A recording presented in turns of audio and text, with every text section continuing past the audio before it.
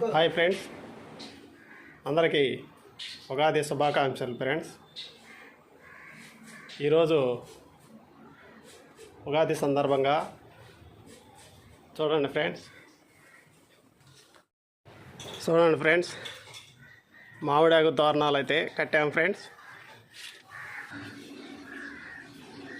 ఇక్కడికాడ కట్టాము ఫ్రెండ్స్. సింహద్వారం ఇది, దీనికాడ కట్టాము ఫ్రెండ్స్.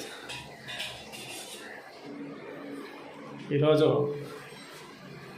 ఉగాది సందర్భంగా పూజ గది ఫ్రెండ్స్. ఇది